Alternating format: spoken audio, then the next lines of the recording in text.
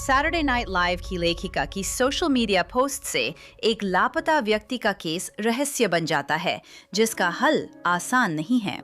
वो दावा करता है कि उसकी लापता बहन मर चुकी है और हत्या की जांच चल रही है, लेकिन पुलिस का कहना है कि ये सच नहीं है। हम लॉस एंजलिस में महिला की गुमशुदगी का रहस्य जांच रहे हैं।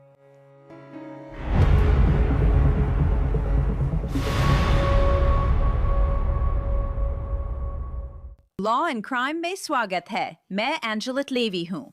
ये मामला रहस्य से भरा है। सवाल ज्यादा हैं, जवाब कम। तो आइए शुरुआत से जानते हैं। क्रिस्टीना डाउनर दिसंबर से लापता है। उसके भाई की सोशल मीडिया पोस्ट से पता चलता है कि 5 अक्टूबर 2025 के बाद से किसी ने क्रिस्टीना से बात नहीं की है। पिछले दिसंबर LAPD ने ये मिसिंग पोस्टर जारी किया था, जिसमें उन्होंने 38 वर्षीय महिला क्रिस्टीना डाउनर को ढूंढने में मदद मांगी थी। पोस्टर में था कि क्रिस्टीना से आखिरी बार नवंबर के अंत में संपर्क हुआ। पोस्टर में लिखा था कि जानकारी होने पर LAPD मिसिंग पर्सन्स यूनिट को कॉल करें। पोस्टर जारी होने पर क्रिस्टीना के भाई जिमी फैले, जो सैटरडे नाइट लाइव के लेखक हैं, इंस्टाग्राम पर जानकारी वालों से पुलिस से संपर्क की अपील कर रहे थे। 22 दिसंबर 2025 को उन्होंने लिखा, मेरी बहन लापता है और हमें चिंता है कि वो सुरक्षित नहीं है। उनका शादी के बाद नाम डाउनर है, लेकिन वे क्रिस्टीना फाले नाम से भी जानी जाती हैं। कृपया इसे साझा करें ताकि अगर किसी ने उन्हें देखा हो तो वो कोई भी जानकारी पुलिस को दे सके। एक हफ्ते पहले 15 दिसंबर को क्रिस्टीना के इंस्टाग्राम पर एक दिलचस्प पोस्ट थी। उसमें उनकी एक फोटो थी जिसके कैप्शन में लिखा था, शांति से जीवन जी रही हूँ। अगर आप मुझे क्रिसमस ट्रीट भेजना चाहते हैं तो मैं इंतजार करूंगी। उसमें एक व्याकरणिक गलती है। सभी को छुट्टियों की शुभकामनाएं। अब ये कुछ हद तक डाउनर की 5 नवंबर की एक और पोस्ट के जैसी थी।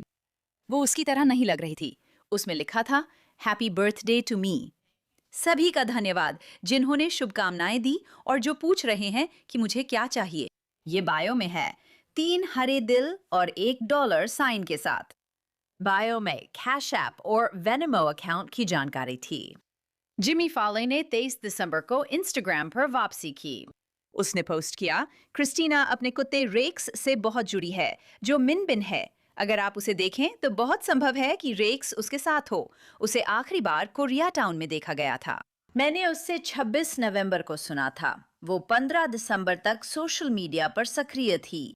इस समय जासूसों ने सलाह दी है कि केस से समझौता न हो, इसलिए कुछ जानकारी साझा ना करें। खबर फैलाने में मदद के लिए सभी का धन्यवाद। जैसे ही मुझे कोई जानकारी मिलेगी, मैं आपको अपडेट देती रहूंगी। जिमी फॉले की सभी पोस्ट्स में उन्होंने कहा कि उन्हें क्रिस्टीना से खबर मिली थी। उन्होंने लोगों से पर्चे लगाने और तलाश में मदद मांगी। नए साल की पूर्व संध्या 2025 को जिमी ने फिर इंस्टाग्राम पर पोस्ट किया। ये तस्वीर 17 सितंबर की है, जब मैंने आखिरी बार अपनी बहन को देखा था। आखिरी बार किसी ने उनसे फोन पर 5 अक्टूबर को बात की थी। उसके फोन से मैसेज दिसंबर तक आते रहे और आखिरी सोशल मीडिया पोस्ट 15 दिसंबर को थी। अगर आपने मेरी बहन को देखा है या कुछ भी जानते हैं तो कृपया LAPD या गुमनाम टिपलाइन पर कॉल करें या findchristine@gmail.com पर ईमेल करें। फिर 29 अप्रैल की शाम को फैले ने पोस्ट किया कि उसकी बहन अब नहीं रही। उसने इंस्टाग्राम पर लिखा, LAPD ने हमारे परिवार को सूचित किया है कि क्रिस्टीना अब जीवित नहीं है और ये मामला अब आधिकारिक रूप से गुमशुदगी के मामले से हत्या की जांच में बदल गया है। हमारी दुआएं कि वो सुरक्षित मिल जाएं, अब इस बात की दुआओं में बदल गई हैं कि सच्चाई सामने आए और जो भी इसके लिए जिम्मेदार है उन्हें सजा मिले। हमें ये मानने की वजह है कि उसके गायब होने से कुछ हफ्ते पहले उसका फोन और सोशल मीडिया हैक हो गया था। जिस व्यक्ति के पास उसका फोन था, उसने इसका इस्तेमाल ये छुपाने के लिए किया कि वो जा चुकी है, पैसे मांगने के लिए किया और ये झूठी कहानी बनाने के लिए किया कि वो खुद ही सबसे कटकर गायब होने जा रही है। मैं ये इसलिए साझा कर रही हूँ क्योंकि मुझे लगता है कि जो भी इसके लिए जिम्मेदार है वह हर तरीके से उसे मिटा देने की कोशिश कर रहा है। मैं अपनी समझ के मुताबिक उसकी कहानी लोगों तक पहुंचाना चाहती हूँ और ये बताना चाहती हूँ कि वो एक खूबसूरत इंसान थी जिसकी इस दुनिया में अहमियत है, खासकर मेरे लिए। मुझे ये भी लगता है कि शायद कोई ऐसा व्यक्ति जिसे कुछ पता है वो आगे आकर सच बताने की हिम्मत जुटा सके। मेरी बहन अब आवाज नहीं उठा सकती, पर मैं उठा सकती हूँ और उम्मीद है आप भी करेंगे। आप मेरा सबसे अच्छा समर्थन इस पोस्ट को साझा कर और उसकी कहानी बताकर कर सकते हैं। धन्यवाद। ये वाकई दिल तोड़ने वाली पोस्ट है। तो मैंने LAPD से इस जानकारी की पुष्टि करने के लिए संपर्क किया और एक प्रवक्ता ने जवाब दिया कि क्रिस्टीना डाउनर का अब तक पता नहीं चला है। एक प्रवक्ता ने मुझे ईमेल में बताया, robbery homicide division Christina Downer की गुमशुदगी की जांच जारी रखे हुए है। हालांकि उनकी गुमशुदगी की परिस्थितियां संदिग्ध हैं, मिस डाउनर का अब तक पता नहीं चला है और उनके मामले को हत्या के रूप में पुनः वर्गीकृत नहीं किया गया है।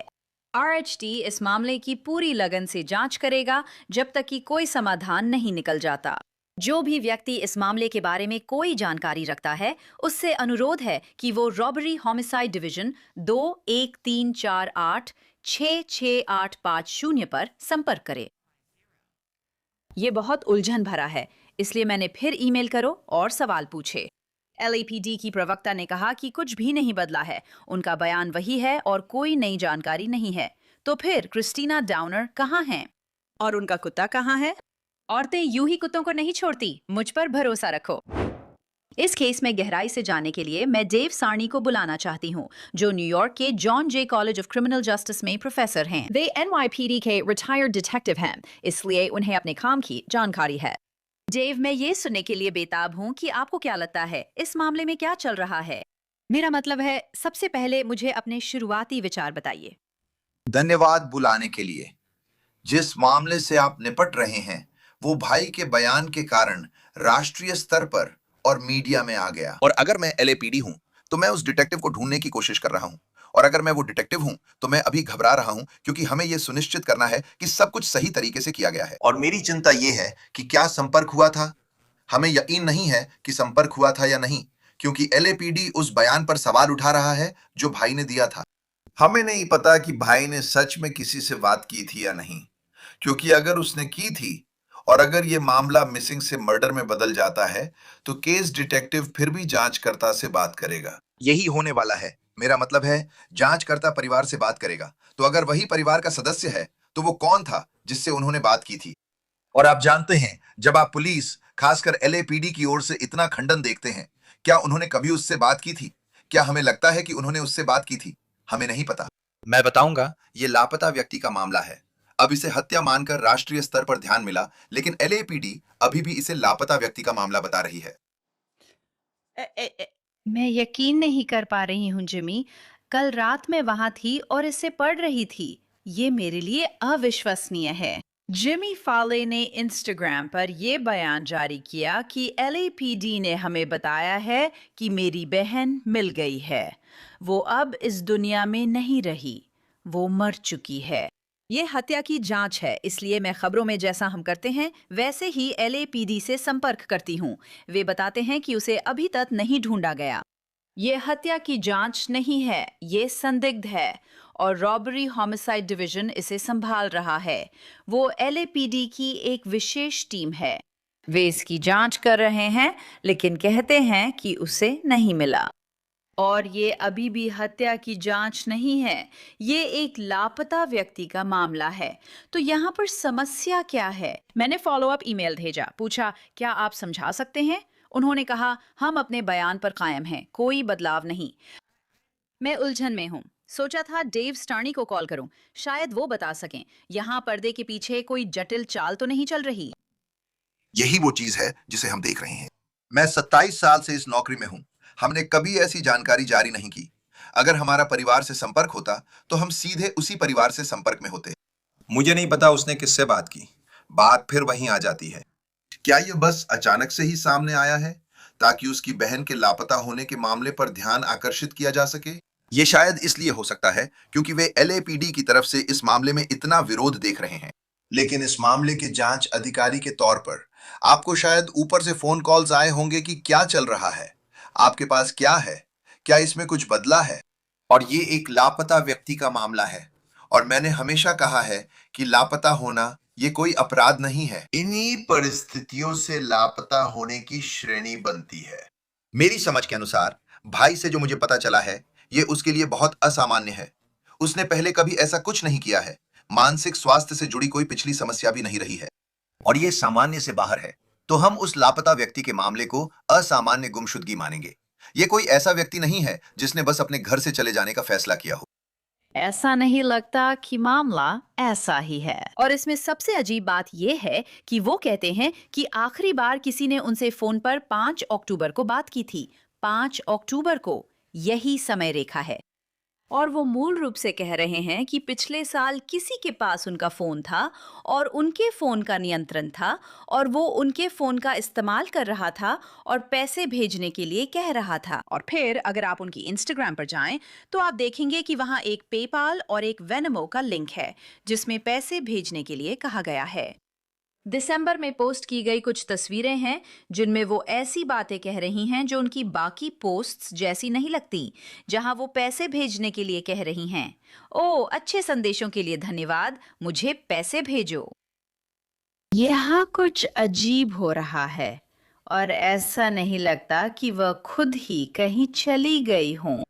मेरा मतलब है शायद वो खुद ही कहीं चली गई हों, लेकिन ऐसा लगता नहीं है कि मामला ऐसा ही है। हाँ, बहुत कुछ है और हम लापता लोगों के मामलों के बारे में बात करते हैं। और आप जानते हैं, एक जांचकर्ता के तौर पर सबसे पहले जब आप उस व्यक्ति से बात करते हैं जो बताता है कि कोई व्यक्ति लापता है, तो आप उस लापता व्यक्ति के बारे में कुछ पृष्ठभूमि जानने की कोशिश करते हैं। आपके पास क्या जानकारी है, उस व्यक्ति के पास कौन कौन से सोशल मीडिया अकाउंट हैं, फोन नंबर क्या है, उसकी आदतें, उस व्यक्ति की आदतें क्या थी, तो फिर आप देख सकते हैं और पता लगा सकते हैं कि ऐसी कौन सी बातें हैं जो उसके लापता होने के मामले में असामान्य हैं। उसे आखिरी बार शायद एलए के कोरिया टाउन में देखा गया था। तो असली लापता होने की सूचना किस तारीख को मिली थी? हमें पता है कि उसने अक्टूबर से उनसे बात नहीं की। तो आपको करना यह है कि उसे आखिरी बार कहाँ देखा गया था। आप उस जगह पर जाने की कोशिश करते हैं और वहां ऐसे लोगों की पहचान करते हैं जो वहां नियमित रूप से दिखते हों या जो असामान्य लगे हों। दूसरे शब्दों में, क्या वो उस इलाके में जाने की उसकी रोजमर्रा की आदत थी? आप उसके भाई से बात करना चाहेंगे, सारी जानकारी लेना चाहेंगे, जो भी सोशल मीडिया से जुड़ी चीजें उसके पास उपलब्ध हैं, जैसे फोन नंबर, उसका इंस्टाग्राम अकाउंट। अगर उसके पास कोई और सोशल मीडिया है, फिर आप वहां के निवासियों से मिलने जाना चाहेंगे। उसके इंस्टाग्राम फोटो और वीडियो से लगता है कि वो अकेली रहती है और उसके पास एक कुत्ता भी है। ये दिलचस्प है। मुझे नहीं पता उस कुत्ते की स्थिति क्या है, बस इतना जानता हूं कि वो उसे बहुत प्यार करती है। क्या वो कुत्ता अभी भी जिंदा है? क्या वो कुत्ता साथ था या घर पर छोड़ दिया गया था? और मैं हमेशा इस बात को लेकर गंभीर रहता हूं, क्योंकि अगर आपके पास कोई जानवर है तो आप उसे घर पर या अकेला नहीं छोड़ते, बल्कि उसे किसी के पास छोड़ते हैं ताकि वो उसकी देखभाल कर सके। तो ये दूसरा कारण हो सकता है कि ये मामला सामान्य से हटकर गायब होने का हो। तो ये वाकई में एक अच्छा सवाल है और एक अहम सवाल है देव, क्योंकि अगर आप एक महिला हैं या फिर कोई भी इंसान हैं, तो आप अपने कुत्ते को छोड़कर नहीं जाएंगे। और मुझे लगता है खासकर महिलाएं, आप जानती हैं, उन्हें अपने कुत्तों से बहुत प्यार होता है। और आप देख सकती हैं इंस्टाग्राम पर उसके अपने कुत्ते के साथ तस्वीरें हैं और वह उससे लिपटी हुई हैं। आप देख सकती हैं कि वह सच में अपने कुत्ते से बहुत प्यार करती है। तो क्या कुत्ता उसके साथ था या कुत्ता अपार्टमेंट में था? और हे भगवान, जरा सोचिए, अगर लोग मानते हैं कि उसका कुत्ता या वह सुरक्षित है और वे सोचते हैं कि वे उससे फोन पर बात कर रहे हैं और वो अक्टूबर के काफी बाद तक लापता घोषित नहीं होती, क्योंकि फोन पर उससे या जिससे वे सोचते हैं कि वो है, उससे बातचीत होती रहती है। दिसंबर में लापता व्यक्ति का पोस्टर जारी होता है जिसमें लिखा होता है कि एलएपीडी उसे ढूंढ रहा है। मेरा मतलब है, दुख है कि अगर वो कुत्ता अपार्टमेंट में था तो शायद अब तक जिंदा ना रहा हो जब तक किसी ने उसे ना रखा हो। परिवार का मानना है कि वो बिना वजह नहीं गई या भागी नहीं है और उसकी मानसिक स्वास्थ्य से जुड़ी कोई समस्या भी नहीं थी। सही है। और इसी वजह से आपको उसकी बैंकिंग रिकॉर्ड्स निकालनी पड़ती हैं। आप उसके मोबाइल फोन के लिए समन जारी करते हैं, कॉल डिटेल रिकॉर्ड्स लेते हैं, मोबाइल फोन, क्योंकि अगर ये मोबाइल फोन अभी भी एक्टिव है तो सबसे पहली बात, इसका बिल कौन भर रहा है। दूसरी बात, उस फोन से कौन कौन सी कॉल्स की जा रही हैं। आप उसकी कोई भी बैंकिंग रिकॉर्ड्स, कोई भी वित्तीय स्टेटमेंट्स निकालने की कोशिश कर रहे हैं। इसलिए उसके घर, उसके निवास स्थान पर जाना जरूरी है, क्योंकि आपको वो सब हासिल करना है। और जब आप ये कर रहे हैं और वो अकेली रहने वाली महिला है, तो आप खैरियत की जांच कर रहे हैं, लेकिन उस घर से जो भी चीज आप बरामद करते हैं उसके लिए आपको सर्च वारंट चाहिए। तो वो लोग उसके पास मौजूद किसी भी बैंकिंग रिकॉर्ड्स की सारी जानकारी इकट्ठा करेंगे। फिर आप बैंकिंग रिकॉर्ड्स के लिए समन जारी करेंगे और देखेंगे कि कोई क्रेडिट कार्ड का इस्तेमाल हुआ है या नहीं। हमें पता है उसका मोबाइल इस्तेमाल हुआ है। क्या वो बाहर किसी चीज का इस्तेमाल कर रही थी? उसके पास डेबिट या क्रेडिट कार्ड है? यहाँ आप उसके भाई से पूछते हैं कि वो वित्तीय लेन देन कैसे संभालती है। जरूरत पड़े तो आप उस बैंक में जाते हैं जहां उसका कामकाज होता है। आप ये सब इसलिए कर रहे हैं क्योंकि हमें पता है कि वो लापता है। हम उसकी आदतें जानना चाहते हैं। क्या वो इस बात की डायरी रखती है कि वो कहाँ जाती है? क्या उसके पास अपॉइंटमेंट बुक है? जिस दिन वो लापता हुई उस दिन उसे क्या करना था? और ये सारी बातें मायने रखती हैं। और बात फिर कुत्ते पर आ जाती है। अगर उसके पास कुत्ता है, उसके पास पालतू जानवर है और मेरे पास भी पालतू जानवर हैं, तो वे सब जगह फैले रहते हैं। मैं एक दिन भी पालतू जानवर को नहीं छोड़ता। तो इतने दिनों से उसका गायब होना बहुत बड़ी बात है। जब वो गई थी, क्या उसके साथ कोई जानवर या कुत्ता था? और ये एक ऐसी चीज है जिसे आपको देखना होगा क्योंकि फिर से आप इससे निपट रहे हैं। एक असामान्य परिस्थिति है। भाई को नहीं लगता कि उसने ऐसा किया है। वो किसी वजह से गायब है। हमें अभी वजह नहीं पता, लेकिन हम ये जानना चाहते हैं कि ऐसा क्या हुआ जिससे वो इतनी देर तक गायब रही, क्योंकि आप बिना पैसे के नहीं रह सकते। इसीलिए जब इंस्टाग्राम अकाउंट सामने आता है और लोग उसके बारे में पूछते हैं, तो आपको शायद समन जारी करने पड़ सकते हैं, जैसे वेनमो या कैश ऐप अकाउंट पता करने के लिए। इन सारी चीजों में अभी भी आप जानते हैं थोड़ा समय लगता है, दुर्भाग्यवश। मुझे नहीं पता उनसे मांगा गया या बरामद किया गया, लेकिन ये वही चीजें हैं जो आपको मांगनी चाहिए ताकि पृष्ठभूमि तैयार हो सके। वो ऐसी व्यक्ति नहीं है जो पुलिस की नजर में रही हो। उन्हें पहले कभी गिरफ्तार नहीं किया गया है, तो हमें नहीं पता। कम से कम जितना हमें मालूम है, तो कोई रिकॉर्ड नहीं है। मुझे पता है कि वो पहले शादीशुदा थीं और उनके पति अब इस राज्य में नहीं हैं, लेकिन उनके पिछले रिश्ते या दोस्त कौन हैं? क्योंकि भाई ने गुमशुदगी की रिपोर्ट दर्ज कराई है। क्या कोई और था जिसके साथ वो घूमा करती थी? उनके दोस्तों का कोई ऐसा ग्रुप जो कह सके हाँ वो आमतौर पर ऐसा ही करती थी? तो आपको ये सब करना पड़ता है, पड़ोसियों, दोस्तों वगैरह से बात करनी पड़ती है। और उनका, आप जानती हैं, उनका भाई अब पूरी तरह चुप हो गया है। उसने कहा, मैं सोशल मीडिया से थोड़ा दूर रह रहा हूँ। वो अब पोस्ट नहीं कर रहा, पर उसने इसे हत्या बताया था। और इसलिए ये बात मुझे काफी हैरान कर रही है। मेरा मतलब है, क्या वो ऐसा अपनी बहन के केस पर ध्यान आकर्षित करने के लिए कर रहा है, क्योंकि उसे लगता है कि इसे गंभीरता से नहीं लिया जा रहा है? और मैं, लेकिन वो कहता है एलएपीडी ने उसे बताया था, जबकि एलएपीडी कहता है हमने ऐसा नहीं कहा। यही सबसे उलझाने वाली बात है। मेरा मतलब है, मुझे हमेशा बताया गया है कि जब भी डिटेक्टिव्स के साथ काम करो तो हर चीज को हत्या जैसा ही मानो, जब तक कि कुछ और साबित ना हो जाए। लेकिन गुमशुदा लोगों के मामले जरूरी नहीं कि ऐसा हो। ये गुमशुदा व्यक्ति का मामला है। जब तक कुछ और साबित ना हो, डकैती, हत्या जैसे मामलों को एक अलग डिवीजन संभालता है और वो बेहतरीन डिटेक्टिव्स का एक चुनिंदा दल होता है। इससे मुझे लगता है कि उन्हें लगता है कि वहाँ कुछ है, देव। मुझे नहीं पता उन्होंने ये केस क्यों चुना, क्योंकि मैं एनवाईपीडी के मानकों पर ही चलूंगा। अरे, स्थानीय पुलिस, स्थानीय स्क्वाड डिटेक्टिव को वो मिसिंग पर्सन केस मिलता और 7 दिनों के भीतर वो मिसिंग पर्सन स्क्वाड के पास जाता है, तो उसे ज्यादा गंभीरता से लिया जाता है, क्योंकि इसमें स्क्वाड डिटेक्टिव शामिल हो जाते हैं। प्रोटोकॉल के अनुसार मिसिंग पर्सन स्क्वाड बाद में केस संभालता है। मुझे नहीं पता रॉबरी होमिसाइड ने केस लेने की क्या प्रक्रिया अपनाई। ये एक बात है जिसके बारे में मुझे जानकारी नहीं है, लेकिन डिटेक्टिव्स जब उनके पास ये केस होता है, अगर आप परिवार से सलाह मशविरा करने जा रहे हैं, तो आपको उस सलाह मशविरा को डॉक्यूमेंट करना होगा। आप जानते हैं जो भी डिटेक्टिव है, अगर वो ऐसा कह रहा है, तो कौन था वो डिटेक्टिव जिसने उससे संपर्क किया? किसने औपचारिक रूप से उससे संपर्क किया? अब वो पीछे हट रहा है, अब आप पीछे हट रहे हैं, तो इसका कारण क्या है? क्या वो ध्यान आकर्षित करना चाहता था? मैं उसे नहीं जानता। अगर आपका कोई परिवार सदस्य लापता हो, तो आप पूरी कोशिश करेंगे कि सबका ध्यान उस पर जाए। क्या यह ध्यान आकर्षित करने के लिए था, क्योंकि अब यह राष्ट्रीय मीडिया में है? आप देख रहे हैं कि न्यूयॉर्क सिटी की लोकल न्यूज से लेकर आप वैरायटी मैगजीन और पीपल मैगजीन और बाकी दूसरे प्रकाशनों की बात कर रहे हैं। आप डेली मेल देखेंगे, आप गार्जियन देखेंगे, ये सारी दूसरी जगहें, अब ये लगभग अंतर्राष्ट्रीय स्तर पर पहुंच चुका है। और इसका कारण क्या था? डिटेक्टिव अपना काम करेंगे और परिवार से बात करेंगे तो सीधे होंगे। और अगर ये हत्या या मौत से जुड़ा मामला है, तो हम इसकी सूचना व्यक्तिगत रूप से देंगे। आमतौर पर ऐसा ही होता है। उसकी आखिरी इंस्टाग्राम पोस्ट 15 दिसंबर पिछले साल की थी, जिसमें लिखा था, शांति से जीवन जी रही हूँ। हमें नहीं पता वो पोस्ट उसने खुद की थी या किसी और ने। अगर आप मुझे क्रिसमस गिफ्ट भेजना चाहें तो मैं इंतजार करूंगी। सभी को छुट्टियों की शुभकामनाएं। और उससे पहले 5 नवंबर को जब जिमी ने कहा था कि किसी ने उससे फोन पर बात की थी, उसके 1 महीने बाद हैप्पी बर्थडे टू मी। सभी का धन्यवाद जिन्होंने शुभकामनाएं दी। जो पूछ रहे हैं मुझे क्या चाहिए, वह बायो में है।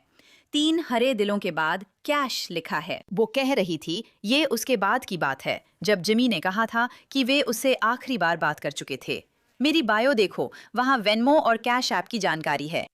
अगर वो किसी अपराध की शिकार है तो किसी के पास उसका फोन है और वे लोगों से उसके लिए पैसे भेजने के लिए कह रहे हैं।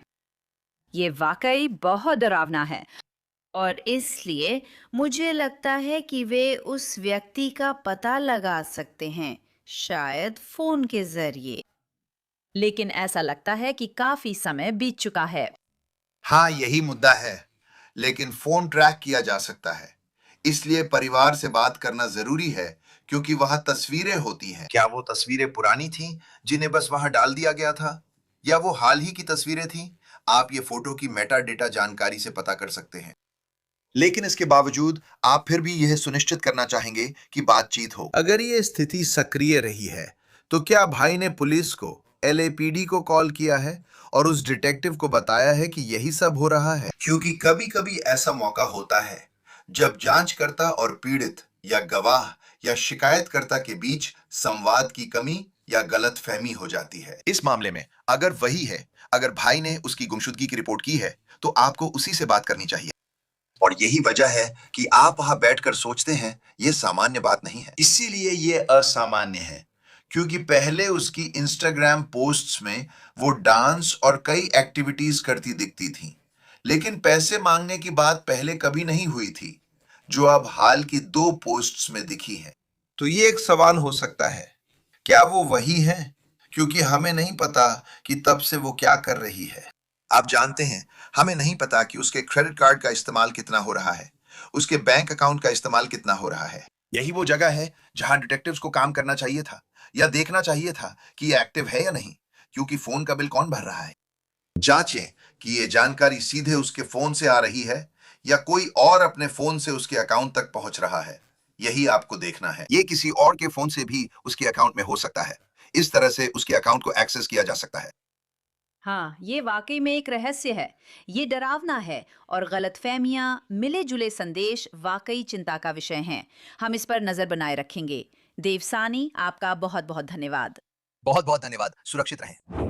अगर क्रिस्टीना डाउनर की गुमशुदगी की कोई जानकारी हो तो एलएपीडी डकैती व हत्या विभाग को कॉल करें। वो नंबर एक बार फिर से 2134866850 है। हम आपके लिए इस मामले पर नजर बनाए रखेंगे। और इसी के साथ लॉ एंड क्राइम के इस एपिसोड का समापन होता है। मैं एंजेलिट लेवी हूँ। मेरे साथ जुड़ने के लिए आपका बहुत बहुत धन्यवाद।